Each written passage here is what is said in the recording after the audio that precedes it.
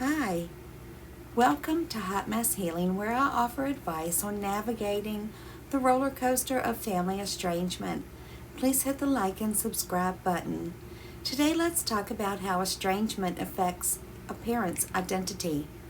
Identity is deeply affected. It affects the parent's purpose. It's not just a loss of contact. It is the loss of a role of being a parent, a grandparent, and a friend. There's an extreme sense of feeling emptiness, the loss of purpose, the parent questioning their self-worth. They have shame, guilt, harsh self-criticism, and beating themselves up over regrets. Their life story has changed, and it's very disorienting. People ask how the grandchildren and the children are doing, and that leaves you wondering what to say. That increases the grief, and there's also an increase in conflict of emotions.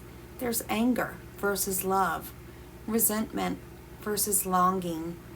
The reality is, in my case, I know nothing about my daughters or my grandchildren and their lives.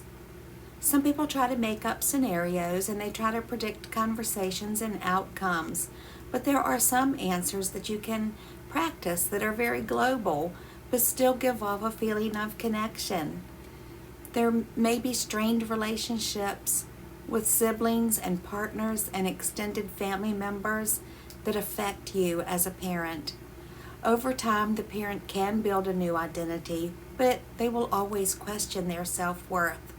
Asking questions such as, who am I without my family? How do I get myself back? What do I do with myself in the meantime? I don't know what to do with today, much less tomorrow. Mourning what they had hoped to have, what they hoped their relationships would be like, feeling defensive, defending their love that was shown for decades and the deep care, and being unable to express these emotions with their children. I recently had a conversation and an encounter with a young lady who went to school with both of my daughters, and I was blindsided when she asked me how my daughters were doing, what they were up to, and about their lives in general. I did not want to portray my daughters in a negative way. I focused on their accomplishments, about my oldest daughter reaching her educational goals, that she is a hard worker and she loves fostering dogs, and how proud of her I am for all of the things that she has accomplished and what she does. And I talked about my youngest daughter having a good career as a nurse. She has a loving husband, 3 beautiful children, and everything that I said was true, but without specifics. Above all else, I wanted to bring truth and bring out the wonderful attributes of my children and show how proud I am of them, regardless of our situation.